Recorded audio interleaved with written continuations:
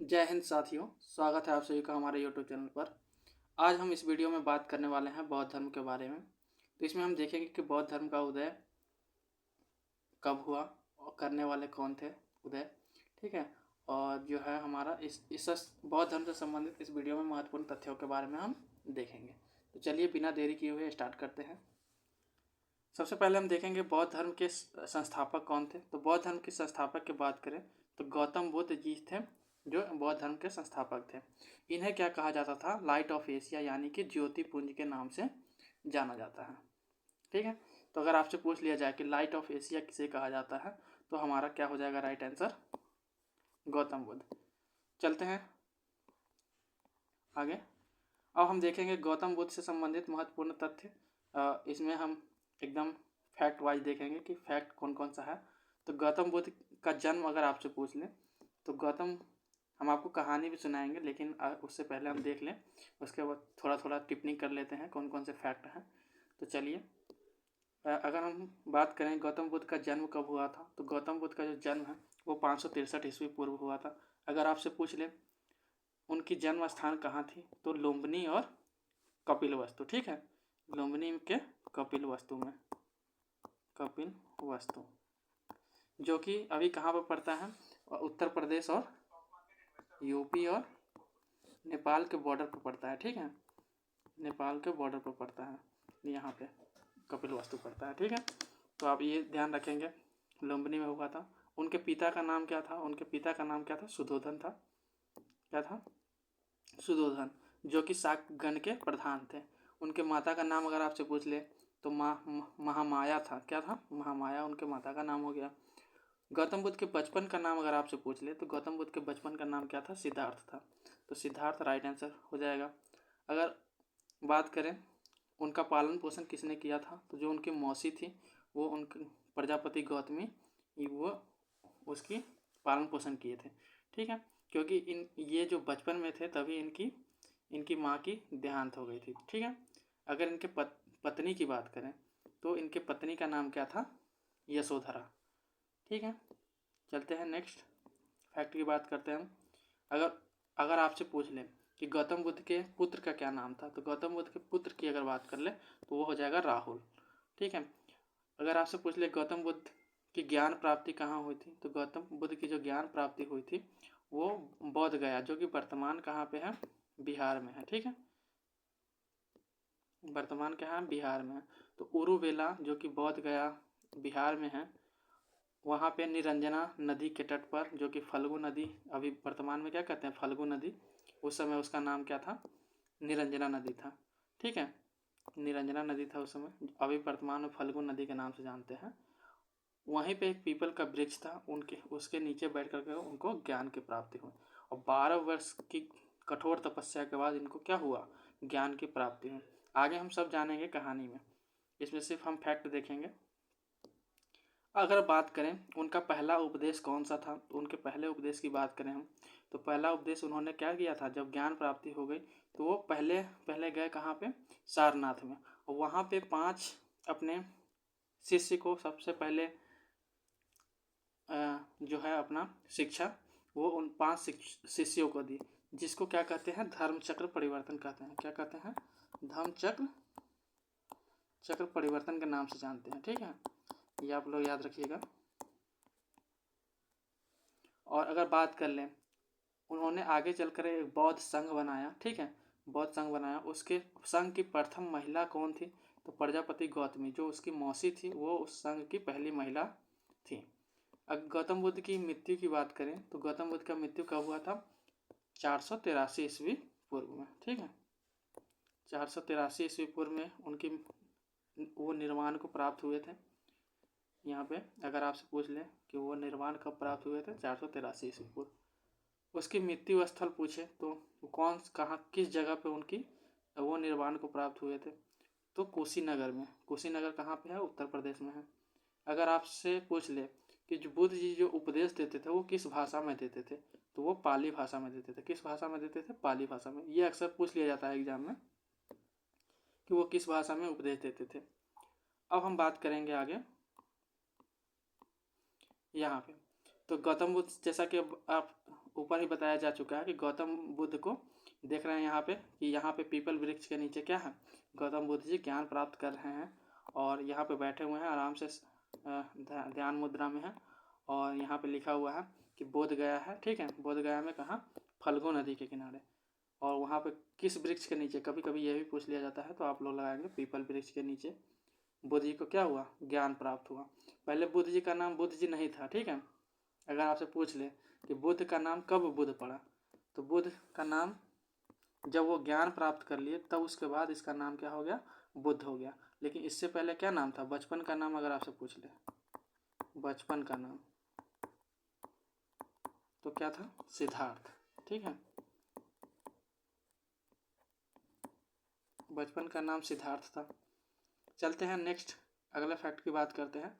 यहाँ पर देख रहे होंगे जब उनको ज्ञान प्राप्ति हो गई थी तो यहाँ पर देख रहे होंगे इसके 5 शिष्य हैं जो कि सारनाथ का चित्र है, ठीक है।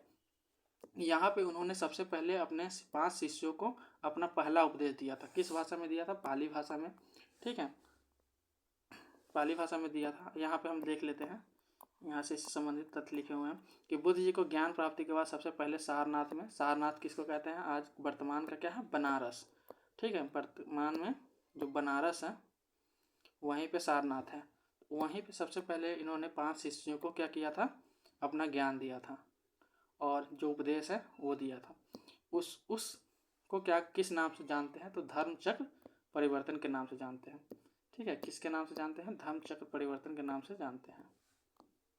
तो अगर आपसे पूछ लिया जाए एग्जाम में कि धर्मचक्र परिवर्तन क्या है, तो सारनाथ में सबसे पहला उपदेश गौतम बुद्ध जी के द्वारा दिया गया था, वही है धर्मचक्र परिवर्तन।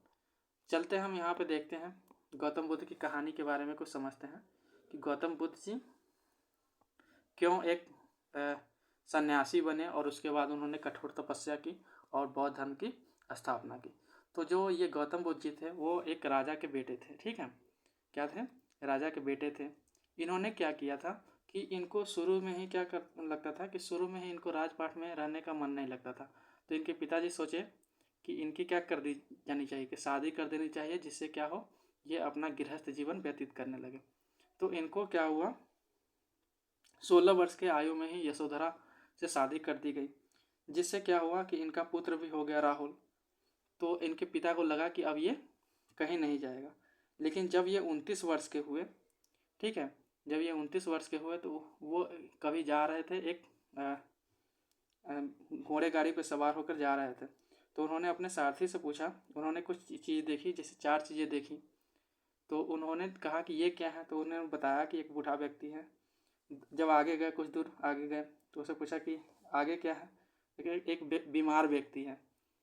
तो फिर वो आगे जब गए तो एक सब यात्री सब लेकर के कुछ यात्रा निकल रही थी। तो अपने सारथी से पूछा ये क्या जा रहा है, तो उन्होंने बताया कि सब यात्रा है। जब वहाँ से आगे चले तो उन्होंने देखा कि एक सन्यासी है जो क्या हुआ है, हाथ में कमंडल लिया हुआ है, जा रहा है। तो उन्होंने अपने सारथी से पूछा ये क्या है, तो उन्होंने कहा कि सारथी है जो कि इसको संसार से किसी चीज़ से मोह माया नहीं है, ये आराम से अपना जीवन व्यतीत करता है, ठीक है। तो उनको वो चीज़ पसंद आ गई और वहाँ से वो जैसे ही घर आए वो भी क्या किए कि सन्यासी के लिए निकल पड़े। तो यहाँ से वो क्या हुआ कि इस तरीके से वो बौद्ध गए और इस तरीके से वो एक बौद्धिस्ट बन गए, ठीक है। तो ये थी इनकी कहानी। अब यहाँ पे हम देखेंगे, यहाँ पे जिक्र भी किए हैं कि जो सिद्धार्थ थे, गौतम बुद्ध जी थे, उनके घर छोड़ने का कारण क्या था। तो उन्होंने वो रास्ते में क्या क्या चीज़ देखी, ये 4 चीज़ें देखी थी जो कि आपको कहानी के द्वारा बताया गया है। तो जो सन्यासी को उन्होंने देखा था वही उनके जीवन के परिवर्तन का मूल कारण था, ठीक है। अगर हम बात करें तो उन्होंने जैसे ही घर छोड़ा, घर त्यागा, तो उसको किस नाम से जानते हैं। जैसे इनके जीवन में जो अलग अलग परिवर्तन का काल रहा है उसको अलग अलग तरीके से नाम से जानते हैं। जैसे हम बात करें यहाँ पे जब उन्होंने घर छोड़ा तो उसको किसके नाम से जानते हैं, महाभिनिष्क्रमण के नाम से जानते हैं, महाभिनिष्क्रमण, ठीक है। महाभिनिष्क्रमण क्या, अगर आपसे पूछ दिया जाए परीक्षा में तो उन्होंने क्या था, घर त्याग।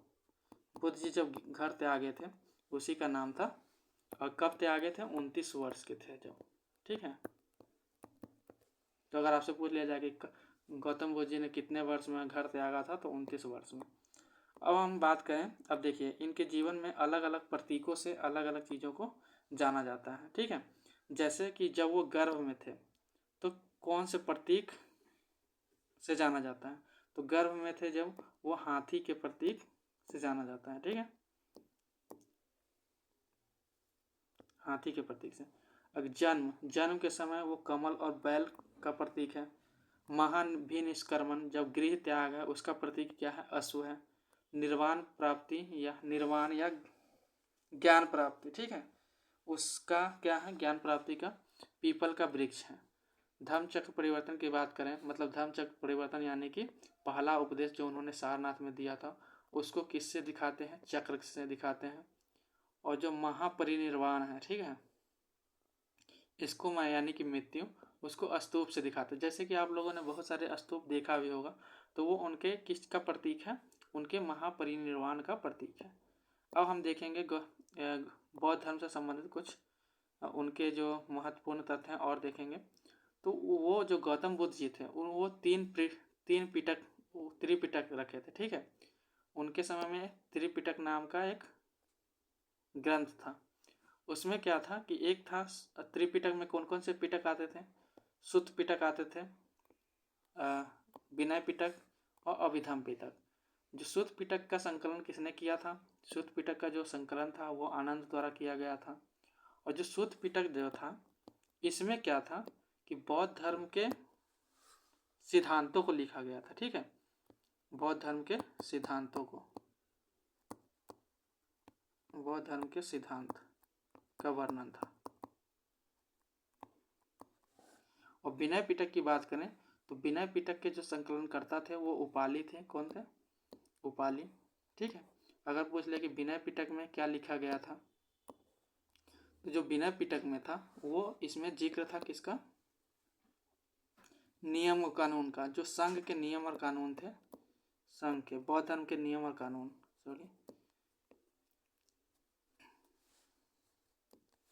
बौद्ध धर्म के नियम और कानून, बौद्ध धर्म के नियम, ये नियम से किससे था, जो विनय पिटक था, ठीक है। अगर अभिधम पिटक की बात करें तो अभिधम पिटक के जो संकलन करता थे वो थे मोगलीपुत्र तीस, ठीक है, मोगलीपुत्र तीस थे। और जो अभिधम पिटक था वो सूत्र पिटक में वर्णित जो भी प्रश्नोत्तरी था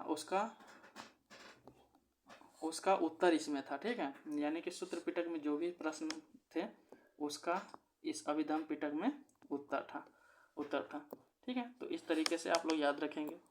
चलते हैं नेक्स्ट। अगर हम बात करें बौद्ध धर्म के त्रिरत्न कौन कौन से हैं, तो अगर आपसे एग्जाम में पूछ लिया जाए कि बौद्ध धर्म के वो कौन से त्रिरत्न हैं, तो आप लोग क्या बताएंगे, पहला है बुद्ध, ठीक है, बुद्ध, फिर उसके बाद धम्म और उसके बाद संघ।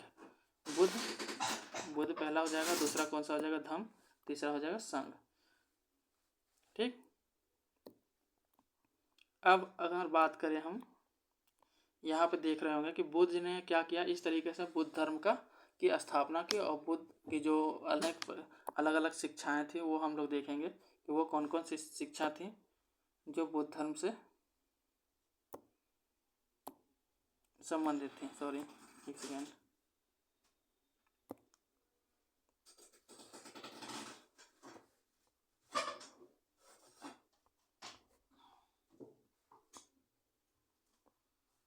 अब हम लोग क्या बात करेंगे, बुद्ध धर्म की जो शिक्षाएं थी, ठीक है, इस पे यहाँ पे आएंगे। हाँ, भगवान बुद्ध की कौन कौन सी शिक्षा थी इसको हम लोग देखेंगे, ठीक है। तो हमारा पहला क्या है कि वो उनका जो चार आर्य सत्य उनका पहला शिक्षा था, ठीक है। उन्होंने क्या क्या बताया था, चार आर्य सत्य बताए थे। चार आर्य सत्य में पहला क्या बताया था, दुख, मतलब इस संसार में क्या है, दुख ही दुख है, ठीक है। और अगला क्या बताया था कि दुख समुदाय, ठीक है, कि दुख के बारे में बताया था कि दुख समुदाय यानी कि दुख ही दुख है। फिर उसके बाद दुख मतलब दुख का कारण, ठीक है, माने दुख और दुख का कारण, दुख समुदाय मतलब दुख का कारण। फिर उसके बाद बताया था कि दुख निरोध, यानी कि दुख निरोध मतलब दुख का अगर कारण है तो उसका निवारण भी है, ठीक है। और उसके बाद दुख निरोध प्रतिगामिनी, तो इस प्रकार से क्या था, इसके 4 आर्य सत्य थे, जिसमें क्या था कि उन्होंने बताया था कि संसार में दुख ही दुख है, दुख समुदाय, दुख निरोध और दुख निरोध गामिनी प्रतिपदा। तो ये आप लोग याद रखेंगे। अगर आपसे पूछ लिया जाए कि बुद्ध धर्म के वो कौन से 4 आर्य सत्य हैं तो आप लोग ये बता देंगे। फिर अगर बात करें, उन्होंने बताया था कि दुख के मुक्ति के उपाय कौन कौन से हैं। तो उपाय अगर आप देखेंगे तो उन्होंने 8 उपाय बताए थे। कौन कौन से उपाय बताए थे? कौन कौन से उपाय बताए थे? सम्यक दृष्टि, ठीक है, सम्यक दृष्टि माने सभी को एक नज़रिए से देखें, ठीक है, किसी को भी मतलब नहीं होता है कि आजकल समाज में क्या होता है, किसी को अलग नज़रिए से देखते हैं। तो वो कोई भी पशु पक्षी हो, अगर मान लें कि हम व्यक्ति को दुख हो रहा है तो पशु पक्षी को भी दुख हो रहा है, तो इसी तरीके से हम सभी को समान दृष्टि से देखें, किसी को कष्ट ना पहुँचाएं। फिर उसके बाद है सम्यक संकल्प, ठीक है, माने हमें संकल्प लेना है समान तरीके से। सम्यक वाक्य मतलब सभी को समान वाक्य मतलब सभी तरीके समान वाक्य मतलब एक ही टाइप से सभी से व्यवहार करें बोल करके, ठीक है। सम्यक क्रमांत, ठीक है, सम्यक क्रमांत, सम्यक क्रमांत, इसके बाद सम्यक आजीवन, सम्यक व्यायाम, सम्यक स्मृति, ठीक है। इस तरीके से क्या है, सम्यक समाधि। इस तरीके से उन्होंने अष्टांगिक मार्ग बताए हैं जो कि दुख के क्या है, निवारण के उपाय हैं। ये 8 क्या हैं कि दुख का निवारण का उपाय है। चलते हैं हम आगे हम बात करते हैं बुद्ध जी को क्या कहा जाता है। जो बुद्ध जी है वो उन्होंने क्या बताया है, 10 सील भी बताए हैं। तो वो 10 सील कौन कौन से हैं, ठीक है, इसको देखेंगे हम।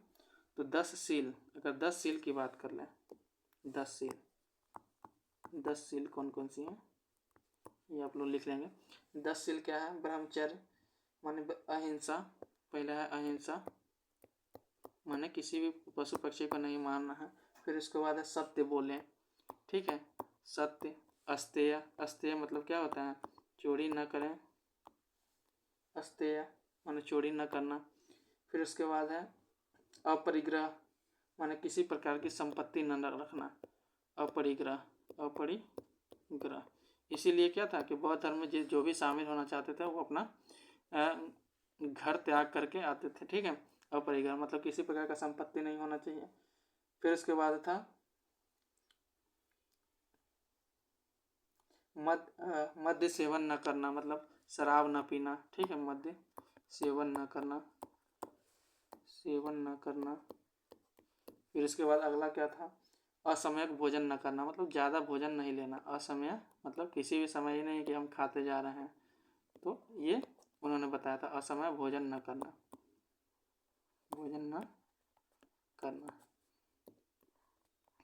अगर हम बात करें, अगला था कि सुखप्रद बिस्तर पर नहीं सोए रहना। मतलब क्या होता है, कोई नहीं होता है कि एकदम सुख में है तो बिस्तर पर सोए रहता है हमेशा, ठीक है, तो सुखप्रद बिस्तर पर नहीं सोए रखना, मतलब ये हो गया। अगला हम बता देते हैं, धन संचय न करना, स्त्रियों से दूर रहना और नृत्य ज्ञान, ठीक है, नृत्य ज्ञान से अलग रहना, ठीक है। तो मतलब ये नहीं है कि एकदम दिन रात देख रहे हैं मूवी, ठीक है, चाहे मतलब गाना इस सब में रम गए हैं। तो ये सब चीज़ें उन्होंने क्या कहा था, इस सब को लेकर के उन्होंने रोक लगाया था, ठीक है। अब हम बात करें बौद्ध संगति के बारे में, तो कौन कौन सी बौद्ध संगतियाँ हुई थी, ठीक है, तो हम उसके बारे में बात कर लेंगे। इससे भी हमेशा एग्जाम में क्या होते हैं, प्रश्न पूछ लिए जाते हैं। तो अगर हम बात करें प्रथम जो बौद्ध संगतियाँ हुई थी, तो प्रथम बौद्ध संगतियाँ जो हुई थी वो कब हुई थी और किसके उसके अध्यक्ष कौन थे और उस समय के शासक कौन थे। तो प्रथम अगर हम बात करें तो यह हुआ था 483 ईसा पूर्व। कहाँ पे हुआ था अगर पूछ ले तो राजगिरी कहाँ पे है, बिहार में, ठीक है। जो राजगिरी है, राजगिर जो है मतलब बोध गया जगह वहीं है। और उस समय के जो शासक थे वो अजातशत्रु थे। अध्यक्ष की बात कर लें तो महाकश्यप, ठीक है। द्वितीय बौद्ध संगति आपसे अगर पूछ लें तो ये 383 ईसा पूर्व में हुआ था। कब हुआ था, 383 ईसा पूर्व। कहाँ पे हुआ था, तो वैशाली में हुआ था, ये भी बिहार में है। और उसके अध्यक्ष कौन थे, सर्वकामी थे, और काला शोक उस समय के शासक थे। ठीक है, काला शोक के शासनकाल में ये हुआ था। अगर तृतीय बौद्ध संगति की बात कर लें तो तृतीय बौद्ध संगति जो है वो 247 ईसा पूर्व में हुआ था। कब हुआ था? 247 ईसा पूर्व। कहाँ पे हुआ था? पाटलिपुत्र में हुआ था। उस समय के अध्यक्ष कौन थे? तो मोगलीपुत्र तीस थे।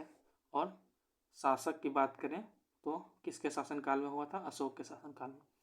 तो अक्सर ये पूछ लिया जाता है कि प्रथम बौद्ध संगति कब हुआ था, किसके शासनकाल में हुआ था, तो ये फैक्ट आपको याद होने चाहिए।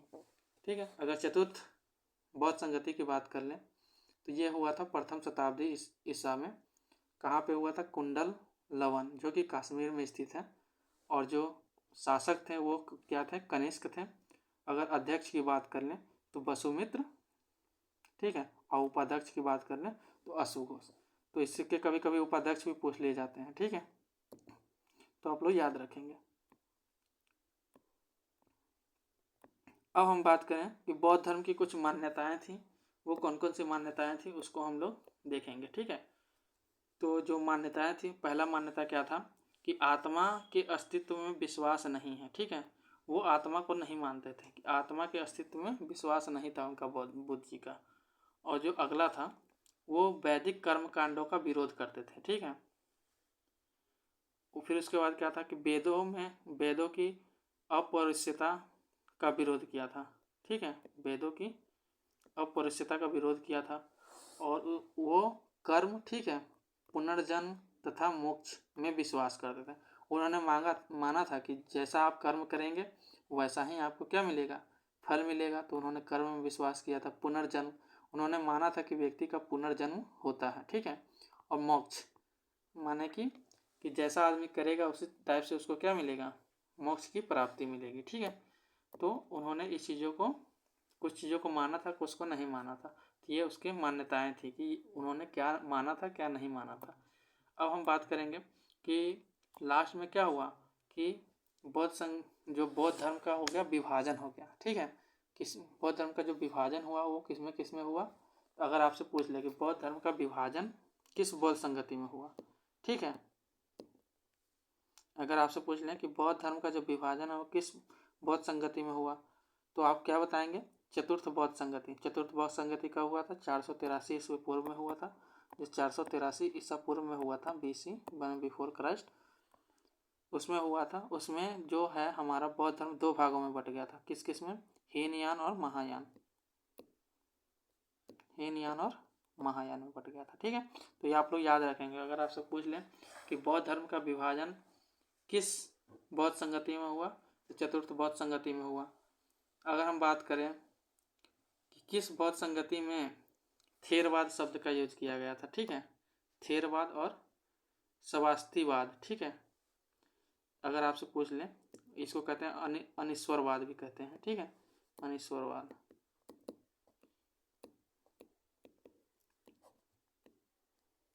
तो अगर आपसे पूछ ले कि थेरवाद और अनिश्वरवाद शब्द का यूज कब हुआ था, तो ये क्या होगा? द्वितीय बौद्ध संगति में। ठीक है, द्वितीय बौद्ध संगति कब हुआ था? तो ये हुआ था 383 ईस्वी पूर्व। तो ये जो कुछ फैक्ट थे आपको याद रखने की ज़रूरत है, जो कि एग्जाम में अक्सर पूछ लिए जाते हैं। तो ये जो कि आपकी परीक्षा के लिए बहुत महत्वपूर्ण होने वाले हैं, ये सारे तथ्य। तो अगर वीडियो आपको अच्छी लगी हो तो एक लाइक करें, सब्सक्राइब करें, शेयर करें। मिलते हैं नेक्स्ट वीडियो में। जय हिंद, जय भारत।